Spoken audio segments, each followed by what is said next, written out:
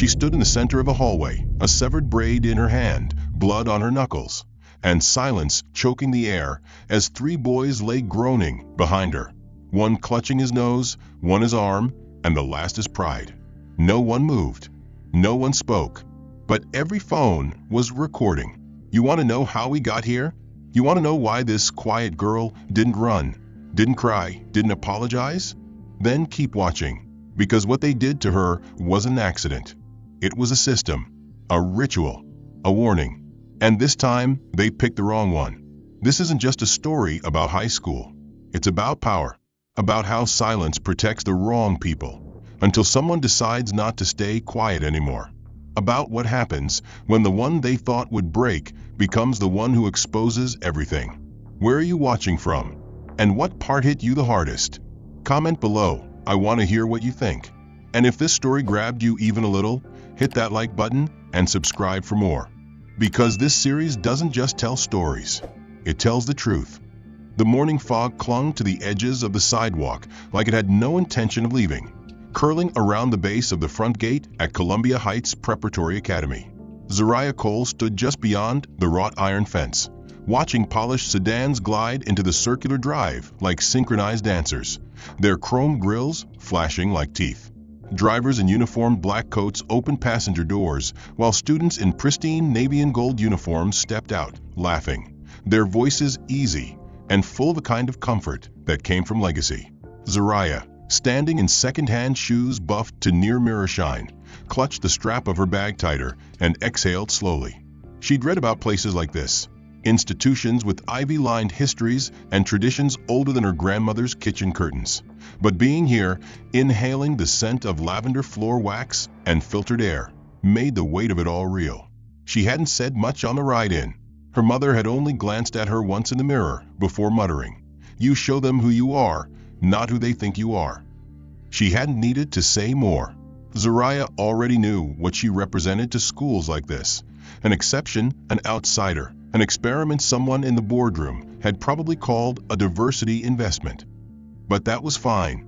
She wasn't here to be liked. She was here to win. The front office was a wash of marble and quiet steps. A secretary scanned her schedule and gestured wordlessly toward the east wing. Zariah walked the halls with quiet precision, noting the way heads turned just slightly as she passed, how some students whispered into cupped hands, how a few lockers were open, but none had as many scuff marks as hers did by the time she found it. Her first class was APU.S. Government. She arrived 5 minutes early. The room was bright, all glass and clean lines, with a chalkboard at the front that had been replaced by an interactive screen. She took the assigned seat near the window. Mr. Landry, the teacher, barely acknowledged her beyond a glance. "Zariah Cole," he said flatly, then launched into lecture without introduction. His voice was steady, authoritative, and disinterested. 15 minutes in, he paused and posed a question. "What is the core function of the judicial branch?" The room stilled. No one moved. No one spoke. Zariah's hand rose, steady and unapologetic. "The judicial branch interprets laws and ensures they align with the Constitution," she said, her tone even but firm. A few heads turned. "Mr. Landry nodded, correct." But before the moment could settle, a voice rang out, soft, pointed. "I just love the way she says interpret. So poetic," Victoria Prescott said, lips curling into a smirk. Her voice was sugar-laced, but the room understood the message. Laughter followed, not from everyone, but enough to make it land. Zariah didn't flinch. She held Victoria's gaze for half a second longer than necessary, then looked away without a word. She'd heard worse. She'd seen worse. And nothing about Victoria Prescott scared her. At lunch, she sat alone at a table near the edge of the cafeteria, tray untouched, notebook open in front of her, pretending to review notes. She wasn't hungry. She was watching. Victoria and her entourage held court in the center of the room like it was their personal kingdom. Phones flashed. Laughter rose. Power flowed from their table like heat. Zariah didn't look up when a bald napkin bounced off her tray. She simply picked it up, unfolded it, saw the crumpled print of lip gloss on the corner, and tucked it beneath her tray. Her hands remained steady. Later that day, in a dim corridor near the back of the staff wing, Micah Rivera paused outside the teacher's lounge. He'd been dropping off a press pass form for the school newsletter when he heard the voice. "You see that new girl?" Dalton's voice was unmistakable, rough, loud, unconcerned with walls. "These scholarships make em think they belong here. Keep em grateful. Keep being kia." Laughter followed, low male. Micah froze. He didn't know who else was in the room. He didn't care. He pulled out his phone and recorded the last few seconds. His heart raced, not from fear, but from clarity. He didn't know Zariah well, but he knew she was being watched, and not in the way that meant admiration. When the final bell rang, Zariah walked through the courtyard with the same quiet intensity she had that morning. She passed under banners that read leadership, honor, tradition, and felt none of it aimed at her. As she neared the main gate, a black Escalade slowed beside her. Victoria sat in the back seat, tinted window rolled halfway down. "Don't worry," she said with a mock cheerful voice. "First days are rough. You'll find your place. Or not." She didn't wait for a reply. The door closed with a soft click. The car rolled forward. In AP Literature, she delivered a nuanced analysis on Toni Morrison's use of fragmented narrative in Beloved. The teacher offered a clipped nod, but called on another student to elaborate, choosing a boy who barely skimmed the assigned pages. In biology, her lab partner rarely made eye contact. She existed within the system, but never of it. And still, she pressed on. But the system had started to react. On a gray Thursday, she was summoned from fifth period by the front desk. The note wasn't signed, brief. "Please report to Dean Dalton's office immediately." She walked through the corridor slowly, each step measured, aware of the eyes that followed. Inside the office, Dalton sat behind a wide oak desk, a man who wore his authority like a costume he'd had tailored. He didn't look up right away, just gestured for her to sit. "Zariah," he said finally, folding his hands over a folder, "we have a concern." His voice was low, falsely gentle. "Your last essay in AP Government, it raised flags." She frowned slightly. "What kind of flags?" "Similarity," he said. "Tone. Structure. Certain phrases that seem, let's say, outside the scope of what we typically expect." Her jaw tightened, but she didn't interrupt. "There's no proof," he continued. "No Turnitin flag.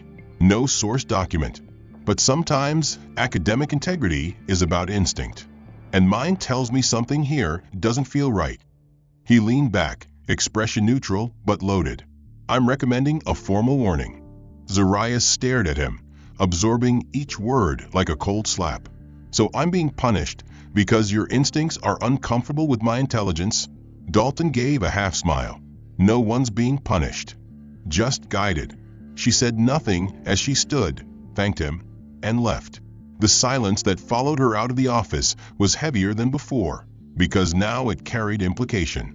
She didn't go to lunch. She went to the library instead, sitting beneath a flickering light near the back, her hands clenched so tightly the knuckles whitened. She had written that essay over 2 nights, alone, cross-checking citations with her mother's old laptop that still overheated if left plugged in too long. She remembered every line, every revision. She had earned that grade. But in a system built to distrust her brilliance, evidence wasn't the currency. Compliance was. That afternoon, a message appeared in her inbox from the main office. "Principal Langston requests to see you at 3:15.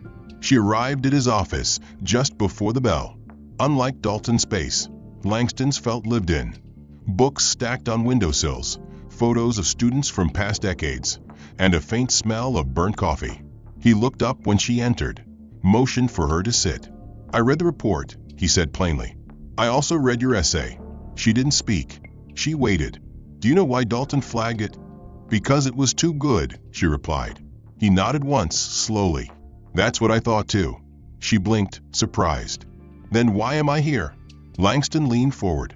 "Because I've been in this business long enough to recognize a slow takedown when I see it. It starts small, an accusation without weight, a whisper in a teacher's lounge, a subtle shift in how rules are applied." He held her gaze. "They're not going to challenge you where you're strong. They'll come from the side, discredit your integrity, your character, your presence. Sooner or later, you'll find yourself reacting, and that's when they win. She felt something not in her chest, not fear, but clarity. "What do I do?" she asked. "You prepare," Langston said. "You stay calm. You keep records. You document everything." He paused. "And you don't give them what they're hoping for, which is that you fold." She didn't. As she left his office, the halls were thinning out. Students filtered toward their waiting cars or the late bus line. Victoria stood near her locker, laughing softly with two other girls. Their eyes flicked toward Zariah, then away. She didn't stop. She didn't speak. But the air shifted between them. Less amusement now, more calculation. They'd seen her pulled into Dalton's office. They assumed smoke meant fire. That was the tactic. Frame her, fracture her reputation, then sit back and watch the damage unfold without ever lifting a finger. At home that night, she said nothing about the accusation. Her mother worked late. The apartment was quiet except for the hum of the fridge and the soft static from the old TV in the next room. Zariah sat at the kitchen table, reopened her essay, and reread it line by line, her pencil making small margin notes not for improvement, but for proof. "This came from me. This line was mine. This structure was intentional." She printed a fresh copy. She wrote the date on the top corner. She slid it into a folder labeled Receipts. By Monday morning, Zariah had adjusted to the rhythm of carrying quiet armor. The accusation of plagiarism hadn't stuck officially, but the echo of it lingered in the glances of her classmates and the polite distance of some teachers who now spoke to her like she was a walking warning sign. She kept her head down, her posture straight, her folders neat, and her observations sharper than ever. In this place, survival meant preempting moves before they were made. She didn't expect an apology from Dalton, and she certainly didn't expect the whispers to stop. What she didn't anticipate, however, was how quickly the war would leave the classroom and migrate into the social ether, where masks were thinner and cruelty could hide behind humor. It started online, as most things in elite schools did, quiet at first, with a few curated jokes and a blurry screenshot of her from debate club, edited with cartoonish glasses and a speech bubble that read straight out of District 9. Someone added a sparkle effect to the word district. It wasn't clever, but it was meant to dehumanize. The post appeared briefly on someone's private story, only to be deleted within minutes. But the damage wasn't in the duration, it was in the distribution. Zariah didn't follow the account, but by second period, 2 different classmates had shown her the image with nervous half-smiles and mumbled, "Sorry, I just thought you should know." Micah caught wind of it by lunch, his inbox flooded with screenshots from anonymous tips. Someone had shared that a group chat, coded under the name "Her Hair Don't," was actively mocking Zariah's appearance, calling her Wild Weave and Lion Queen. The posts ranged from memes to actual edited photos, including one that had taken a yearbook photo from a middle school in Baltimore, pasted Zariah's face onto it, and scribbled "Ghetto Royalty" in glitter font. The image was then printed and, sometime between third and fourth period, slipped into her locker through the slits. She found it at lunch, folded twice, sitting like a threat wrapped in laughter. She stared at it for several seconds before carefully folding it again, slipping it between her notebook pages without a word. The hallway was still full when she did it. No one met her eyes. The school gala was scheduled for Friday evening. It was a formal tradition that marked the beginning of spring term and served as a fundraiser for the arts program. Students were encouraged to attend in semi-formal attire, and though Zariah had debated skipping it, Micah had convinced her otherwise. "If you don't go," he said, "they'll act like they pushed you out. Showing up is your win." She borrowed a dress from a neighbor, steamed it until the wrinkles faded, and twisted her braids into an elegant crown that made her look years older, sharper, untouchable, until she stepped through the doors of the event hall and immediately realized what kind of room she was walking into. The lighting was warm, the chandeliers dazzling. The students clustered into neat social pods that mirrored lunch tables in fancier clothes. Zariah moved along the edges, not trying to disappear, but unwilling to play into spectacle. She stood near the back, sipping sparkling cider, when a woman in a black apron approached with a clipboard and said, "Sweetie, The serving tray is behind the curtain. We're short 2 girls. Can you jump in now? Zariah blinked. I'm not on staff, she said, voice flat. The woman's eyes widened slightly, then nodded quickly and retreated. But not before Victoria, standing a few feet away with her phone raised, captured the moment on video. Later that night, the clip would appear on Victoria's private story with a caption that read, "Serving looks and drinks?" #fancy fail with a laughing emoji. It was meant to humiliate, but it revealed something else too: desperation. Zariah didn't cry. She didn't leave early. She stayed until the final song played, until the lights dimmed and the tables were cleared. She stood next to Micah near the exit, watching as students filed past her, some whispering, some smirking, and a few glancing down in guilt they'd never voice aloud. She had learned something essential by then. Social attacks weren't about truth, they were about control. And the more they came for her publicly, the more they revealed how much she disturbed their illusion of superiority. The next day, she printed out the locker photo and the screen grab from Victoria's video. In chemistry, Zariah was partnered with a quiet student named Mina for a multi-week lab assignment, something collaborative, graded heavily, and meant to reflect team skills as much as scientific accuracy. On the 3rd day of the project, she walked into the lab to find Mina seated next to someone else. When Zariah approached the table, confused but calm, the teacher, Ms.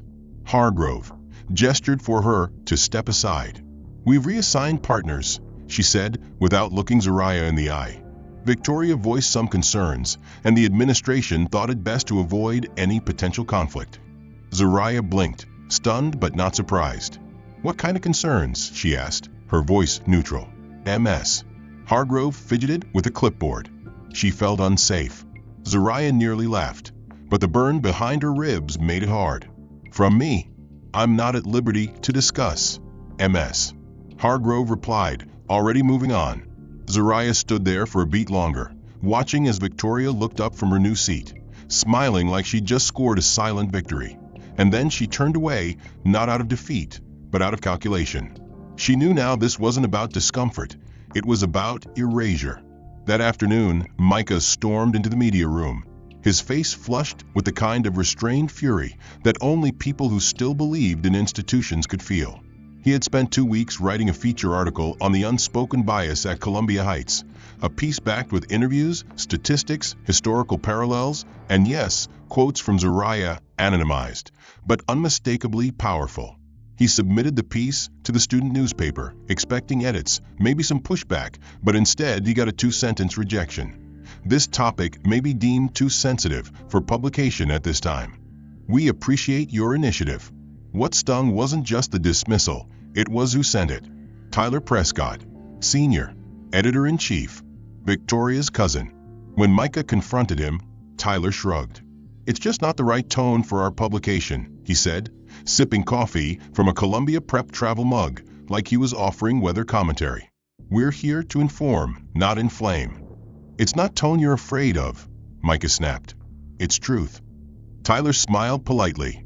"And what's the truth, Micah? That one girl feels targeted? That's not news, it's perception." Micah left without another word, but his hands trembled the entire walk down the hall. Zariah found out later that day. She didn't react outwardly. She sat in the library beside Micah, flipping slowly through the chemistry textbook they weren't allowed to annotate. "They're starting to get sloppy," she said after a long silence. "They're repeating patterns too quickly. That means they're worried." "It also means they're planning something bigger," Micah replied. "They wouldn't come this hard this fast unless they were trying to push you toward a mistake." She nodded. "They want noise." "Exactly," Micah said, "because noise is easier to discredit than silence." She thought about that as the afternoon sun poured in through the stained glass panels along the library wall, casting fractured light across her hands. She didn't want to be silent, but she didn't want to be reduced to reaction either. There had to be a middle path, measured, deliberate, undeniable. That night, she went back into her folder. She labeled the new additions: Lab partner removal, March 14th, article suppression, Micah email, Victoria quote, unsafe. Each one was printed, copied, annotated. She had begun building something more than a defense. She was building a case. Not for herself alone, but for whatever came next. The world might not listen to a single outburst, but it would have to reckon with a paper trail. By Friday, the social climate in the school had tilted. Some students still smiled at her in passing, unsure where to place their allegiance, while others had begun adopting Victoria's language without understanding its origin. "It's not personal," one girl whispered as Zariah passed her in the hallway. "She just brings weird energy." That phrase clung to her skin like smoke. Weird energy. Unsafe. Ghetto. Too loud. Too quiet. Too smart. Too proud. They didn't need slurs when they had coded language and institutional permission. The science fair at Columbia Heights wasn't just another school event. It was a spectacle. Parents with deep pockets lined up weeks in advance to donate, network, and scout which rising star deserved the next letter of recommendation or internship connection. Winning wasn't just about a ribbon, it was a ticket, one more notch on the polished resumes being built since birth. Zariah knew that. She didn't need the prestige, but she needed the proof. Her project, an innovative prototype analyzing urban air quality using adaptive sensors, had taken her 3 months of late nights, soldering wires in her kitchen and running trials between classes with permission slips and second-hand equipment. By the week of the fair, she was exhausted but proud. Her display board was detailed, her data clean, and her model working. She arrived early the morning of the showcase to assemble it before the crowd filtered in. What she found stopped her cold. The model was destroyed. Not entirely, but enough. The sensor panel had been unscrewed, the wiring severed, and the internal chip missing altogether. It didn't look like an accident. It looked like surgical sabotage. Her breath caught in her throat, not because she didn't expect it, but because of how familiar it felt now to have something taken just before it could speak for her. She flagged the nearest teacher, but the response was clinical at best. "These things happen, mister," Doyle said as he crouched to inspect the damage. "Maybe a loose wire? Poor casing." "It wasn't loose yesterday," Zariah said tightly. "It worked. I tested it 3 times." "Mister." Doyle stood up and shrugged. "Unfortunately, without a functioning model, the judges won't be able to consider it. But you can still present your board if you'd like, for participation credit." Participation. Like a ribbon handed out at a birthday party. Zariah clenched her jaw, eyes flicking toward the far end of the room where Victoria Station stood in full pristine glory. Sleek, professional, polished, like something commissioned by a design firm. Zariah walked past it once, slowly. She noticed the faint company logo etched into the corner of the base, something she recognized from an engineering startup Micah had shown her during research. Her suspicion wasn't enough for accusation, but it was more than a hunch. When the results were announced that afternoon, no one feigned surprise. Victoria Prescott, first place. Judges praised her innovation, her elegance, her deep understanding of modular circuitry. She posed for photos, her project gleaming behind her. Zariah stood in the back of the gym, watching. She had the original prototype plans. She had the serial number of the borrowed parts. She had a side-by-side of Victoria's model and the startup's open-source blueprint from 6 months ago. She had enough to raise questions. But she said nothing. Not because she doubted herself, but because she saw the way Mr. Dalton grinned at Victoria from the sidelines. She saw the quiet nods from committee members. She saw how many hands had already clasped hers in congratulations before the results were even read. And she knew that if she spoke now, they wouldn't investigate Victoria. They would target her for disruption, for jealousy, for being combative. Truth in the wrong environment wasn't enough. Sometimes it had to wait for the right moment to land. Micah approached her afterward, his voice low. "You saw it, didn't you?" She nodded once. "Do you have it documented?" "All of it." "Then why not say something?" She looked at him, her expression unreadable. "Because I'm not giving them my outrage on a platter." "So what now?" "We wait. We watch. And next time, they won't know where the strike is coming from." That night, she added a new tab to her folder. Science Fair Sabotage, April 22nd. She labeled the photos. She cataloged the files. She printed the comparison screenshots and clipped them together with a note. Wait. Then expose. It wasn't fear that kept her silent. It was strategy. She had realized something critical. Every time they forced her to react, they controlled the story. But when she chose the moment, the place, the weapon, they wouldn't be ready. At school the next day, Victoria passed her in the hall, a glint of satisfaction in her step, a ribbon pinned to her blazer like a badge of conquest.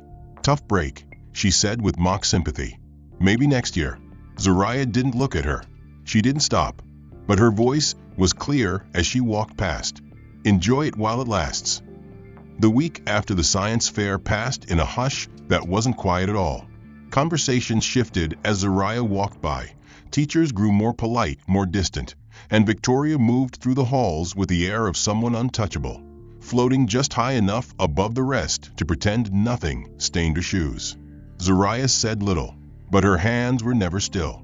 In study hall, she flipped through files. At home, she updated her evidence folder, backing everything up to an encrypted drive. She reviewed timelines, circled inconsistencies, traced fingerprints not left on objects, but on decisions. Then, one evening, Micah met her behind the auditorium with a USB drive and a single sentence. You need to see this. The files he handed over were screenshots, emails exchanged between two teachers, Hargrove and Doyle, backdated 6 months. What started as casual commentary quickly became unmistakable. Discussions about behavioral red flags among scholarship students, coded phrases like cultural mismatch and aggressive posturing, remarks about attitude and appearance and tone. One email in particular mentioned Zariah by name. She's bright but doesn't understand her place. There's something performative about her intelligence. It feels rehearsed. The phrase hit her like a bruise blooming beneath the skin. Zariah didn't say anything at first. She just breathed. Then she said, "We leak it." Micah hesitated. "I thought about that. But if we drop it anonymously, they'll say it's fake. And if I post it on the school site again, it gets pulled down in seconds." Zariah's eyes narrowed. "What about outside the school?" "There's a local journalist," Micah said. "Freelancer. Writes about education bias and school board issues. Her name's Lena Grady. She's legit." "Send her the packet," Zariah said. "Everything. The emails, the science fair photos, the group chat screenshots, all of it. Let her decide what's too sensitive." Micah agreed. They crafted the email carefully, attaching only verified files, citing dates, naming teachers, linking every piece like a puzzle snapped tight. Then they waited. 3 days later, Lena responded. Her email was short but sharp. "This is serious. I want to run with it. Can we talk by phone?" Zariah felt her hands tremble, not with fear, but with something closer to hope. She and Micah scheduled a call, spoke carefully, answered Lena's questions with clarity, with dates, with specifics. Lena promised to pitch the piece to her editor at the Tribune's digital section. Zariah slept better that night than she had in weeks. But the next morning, the silence returned, colder this time. Lena didn't reply to follow-up emails. The Tribune posted 3 new education articles, none of them hers. By Friday, she finally messaged back. The tone had changed. "I'm sorry. The story has been pulled. I can't explain why. I was told it wasn't the right time." Zariah knew better. "She got shut down," she said to Micah over lunch, pushing a piece of lettuce around her tray. "Who would even have the reach?" "Victoria's mother," Micah replied. "State senator. Education committee. You think someone like her doesn't have influence over what papers touch?" It was a rhetorical question. Zariah leaned back in her chair, expression unreadable. "So that's the ceiling." "For now," Micah said. "But we keep pushing." They used silence to cover their tracks. "We'll use records to expose them." "We need more than a leak," Zariah murmured. "We need momentum." That afternoon, she printed hard copies of the most damning emails. She highlighted phrases. She added footnotes. She slipped them into a plain manila folder labeled simply, "Fall Semester, Staff Communications." She placed it in her locker behind her government binder. That night, she revised her old debate team speech, replaced the topic with a new one, "When institutions protect themselves over people." Victoria still walked the halls like a queen, but there was a slight shift in her posture now, something tighter in the shoulders, something rehearsed in every smile. Zariah saw it, recognized it, the awareness that something was closing in, that the game wasn't as rigged as she thought. Victoria's circle stopped mocking openly. Instead, they smiled more in the hallways, their voices lighter, movements too polite, like stage actors feigning innocence after a well-timed cut. But underneath that artificial calm, something meaner was brewing. Zariah felt it in the way doors closed quicker when she passed, in how teachers who used to nod in acknowledgement now offered tight-lipped glances that slid past her like she wasn't worth the paperwork. She recognized the silence not as retreat, but recalibration. The next move wasn't going to be digital or whispered.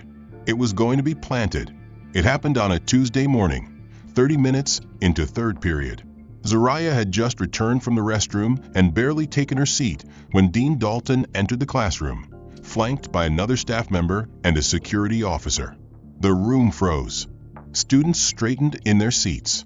Eyes darted from Zariah to the hallway and back again. Dalton's expression was carved from stone. "MS. Cole," he said with the dramatic neutrality of someone who knew exactly what he was doing. "Please bring your bag." Zariah didn't move at first. Her heart didn't race. She just stared at him, eyes narrowed. "Why?"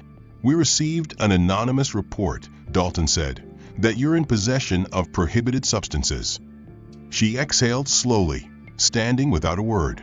She picked up her bag and followed them down the hall, the echo of her footsteps slicing through a silence that weighed more than any accusation.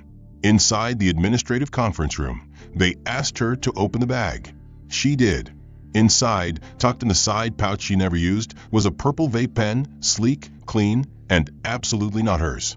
Her face didn't register shock. It registered understanding.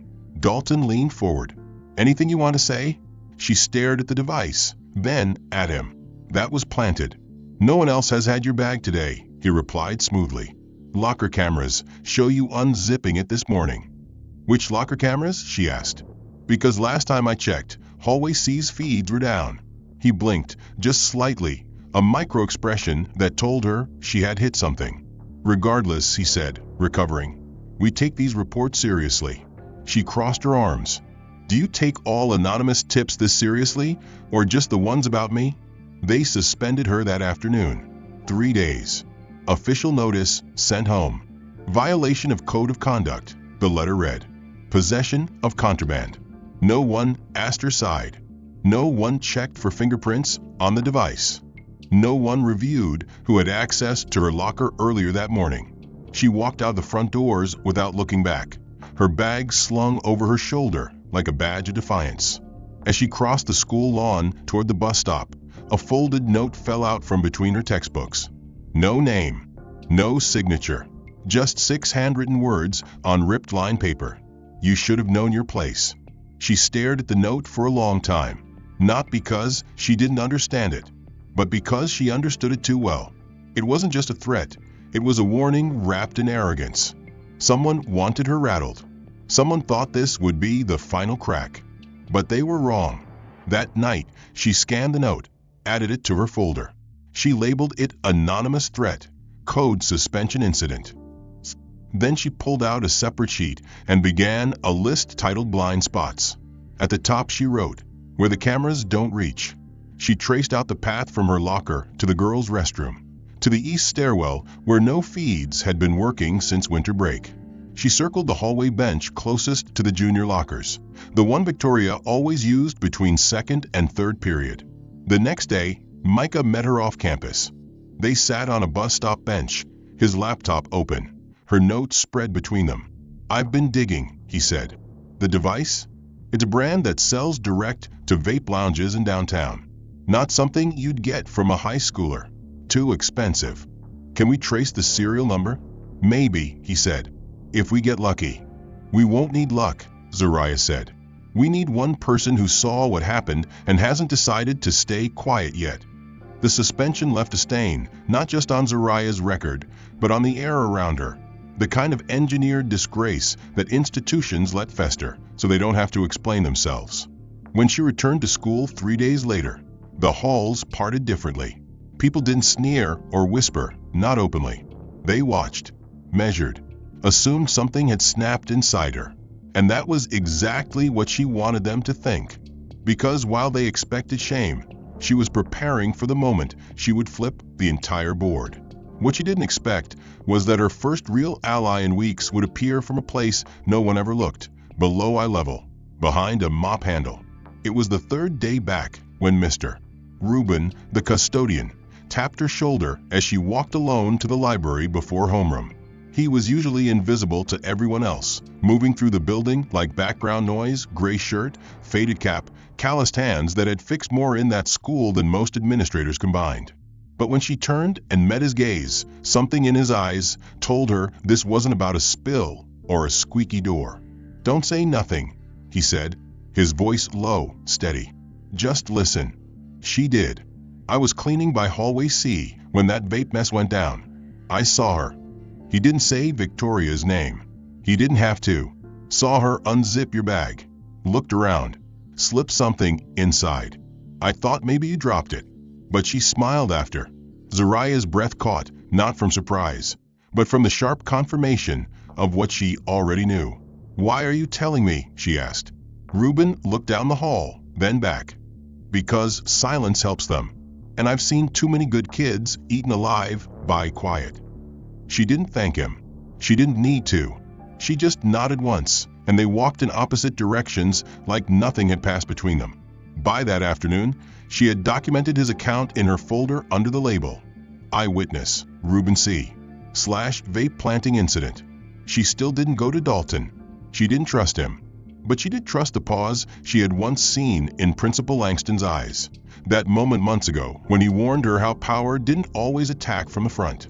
After school, she requested a meeting. No fanfare. No panic. Just a quiet request passed through the front office. He met her in his office, doors shut, blinds down. She didn't waste time. She laid the folder on his desk and slid it across. "One of your employees saw it happen," she said. "Reuben. He's ready to talk if you need him." Langston didn't open the folder immediately. He studied her, his expression unreadable. Then he reached for the file, flipped through the pages, emails, images, Reuben's statement written in Zariah's steady handwriting, and signed at the bottom. When he looked up, there was something new in his eyes. Not doubt, not pity, but resolve. "You understand what happens if this goes where I think it does?" he asked. "You mean the backlash?" "No," he said quietly. "The unraveling." She nodded. "It's already begun." Over the next 2 days, Langston moved quietly. There was no announcement, no fireworks. But Dalton grew tense. His office door closed more often than usual. Victoria's name stopped appearing in morning updates. Zariah noticed the change in energy, subtle but real. The way certain teachers paused longer when calling on students. How Reuben now nodded when they passed in the halls. And then, on Thursday morning, the vape incident vanished from her record. Just like that. A message from the front office confirmed it. Correction issued regarding prior disciplinary action. No further steps required. No apology. No explanation. But she didn't need one. The system had blinked. And that meant something inside it was starting to see. That afternoon, as the bell rang for final period, Langston found her in the hallway. He didn't pull her aside. He didn't speak long. He just handed her a slip of paper, plain, folded once. Inside were 4 words written in his sharp, deliberate print. "Internal review. Started. Quiet." Zariah folded the note, tucked it into her pocket, and kept walking. The halls looked different now, not because they had changed, but because she wasn't moving through them alone anymore. By the time Langston's quiet investigation began winding through the halls, threading its way beneath the lacquered floors and polished silence, Zariah and Micah had already decided that patience, while powerful, needed an accomplice: exposure. They no longer had faith in whispers or procedural waitlists for justice. What they needed now wasn't just acknowledgement behind office doors. It was undeniable truth in front of everyone who had spent months pretending not to see. That's when Micah made the decision he hadn't even told Zariah at first. Late one night, under the cover of homework and his official media club credentials, he accessed the school publication server using credentials Tyler Prescott had never bothered to revoke after graduation. With one keystroke, he unlocked access to the draft bin, then uploaded a fully formatted expose, complete with verified screenshots, labeled email threads, quotes redacted for student privacy, and a sidebar titled, "A Culture of Silence: Patterns of Prejudice at Columbia Heights." The byline read anonymous, but the voice behind every sentence was unmistakably Micah's. Beneath the article, he embedded a download link, supporting documents, PDF archive. It went live at 6:13 a.m. on a Tuesday. By 6:45, the link had been shared in 3 class group chats, 5 private stories, and at least 1 parent forum. By the start of first period, every student who had ever rolled their eyes at Victoria's smug grin or whispered about the strange way Zariah was always getting unlucky had something to point to, something real, something with timestamps. The article didn't name Victoria outright.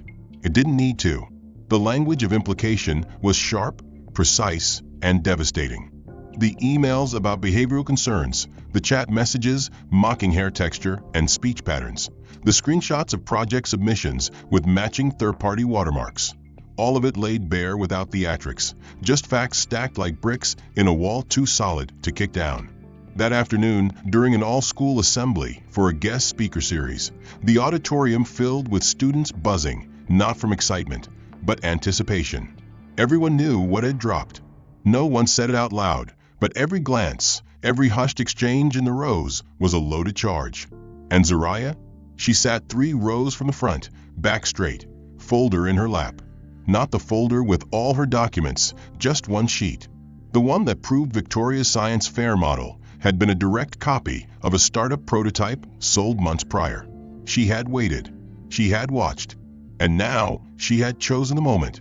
Midway through the speakers panel, during the Q&A, Langston stepped onto the stage, thanking the guests and calling for final remarks. But before he could wrap, Zariah stood. She didn't ask for permission.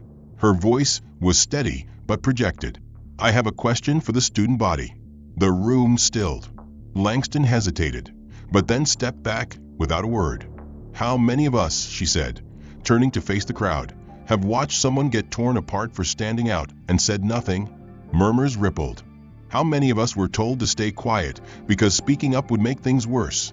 She paused. And how many of us saw people win awards, earn praise, hold power, while building it off someone else's silence? She stepped forward then, onto the stage, holding up the printed image of a science model, then the one from the original company's website. Side by side. Identical. "This project," she said, "was submitted by Victoria Prescott. It won first place at the science fair, but it wasn't hers." The audience didn't gasp. It didn't need to. The silence hit heavier than sound. Victoria, sitting near the center aisle, froze. Her friends shifted in their seats. Phones were already out, filming. Micah, from the tech booth, dimmed the lights slightly, then spotlighted the projection screen behind Zariah where the model comparison was suddenly displayed. Langston didn't stop it. He stood still, arms crossed, watching like he'd been waiting for this too. Zariah didn't accuse. She didn't scream. She let the proof speak. "I kept quiet when I was mocked, when I was framed, when I was stripped of credit for what I built with my own hands," she said. "But silence only protects those who fear the truth. And I'm done protecting them." She looked directly at Victoria then, not with hate, but with clarity. "You didn't beat me. You borrowed time." A single clap. Then another. Then the roar of students who hadn't known where to put their discomfort finally finding a direction. Victoria tried to rise, to say something, but the sound drowned her. Langston stepped forward, his voice firm. "Everyone, return to class. This matter will be addressed officially." But the message had already landed. The day after the assembly, Columbia Heights did not return to normal, because normal had been dismantled on that stage. Victoria never showed up to first period. Whispers ran rampant, but no one had facts, only glances and nervous scrolls through group chats now flooded with screen recordings of Zariah's confrontation and Micah's published article. By midday, parents had begun calling, not to protest, but to ask questions. And for the first time, the board answered. A closed-door emergency session was called that afternoon, and sitting at its center was Principal Langston, a stack of printed reports before him, and a flash drive containing every file Zariah and Micah had documented, verified, and time-stamped.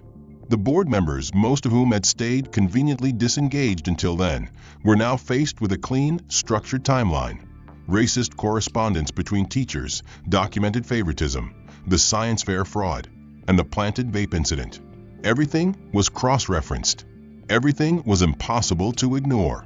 When Victoria's father stormed into the main office the next morning, gray suit, jaw locked, voice raised and commanding, the staff did not flinch.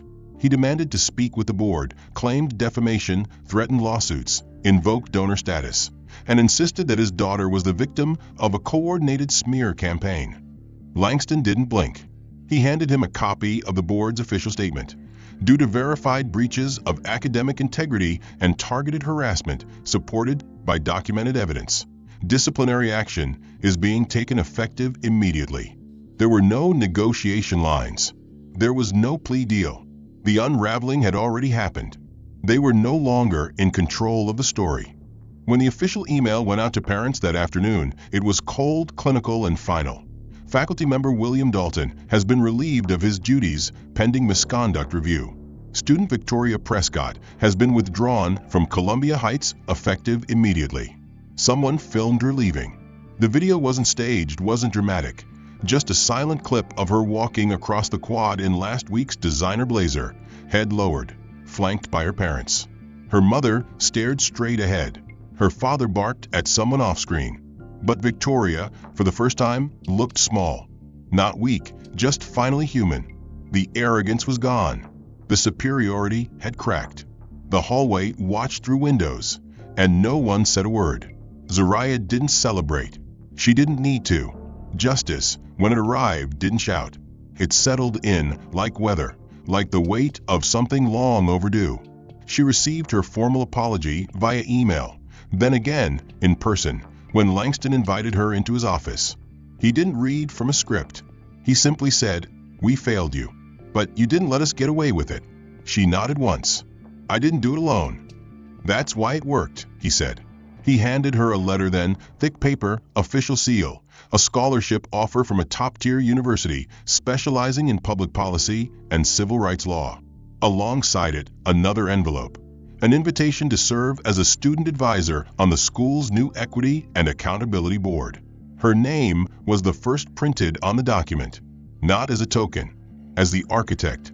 Micah stood beside her when they made the announcement during the next assembly. The applause wasn't thunderous, but it was real. Some students clapped because they believed, some because they feared, but all of them clapped, and that was enough. By the end of the month, changes rolled out faster than gossip. Mandatory staff training, new disciplinary review protocols, anonymous student reporting tools managed by third-party oversight. Teachers who had looked away now asked questions. Students who had stayed quiet began to speak. It wasn't perfect, but it was progress. Zariah still walked the halls with the same posture, head high, steps measured. But now, eyes met hers with something new. Not pity, not caution, but recognition. She passed Reuben by the cafeteria and gave him a nod. He tipped his cap. She passed Langston near the front office. He simply said, "You gave them a mirror." They saw themselves. She didn't reply. She didn't need to. On her last day before summer break, she found herself in the same spot where everything had started, by her locker, books stacked, folders neat. She pulled open the door and found something she hadn't placed there. A folded note, no signature. It read, "You didn't just survive. You changed the air." She smiled just a little. Then she slid the note into her bag, closed the locker with a soft click, and walked out into sunlight. The end. If this story moved you, don't forget to like and subscribe so you won't miss the next one. What part hit you the hardest? Was there a moment that made you pause? Let me know your thoughts in the comments, and tell me where in the world you're watching from. I read every one.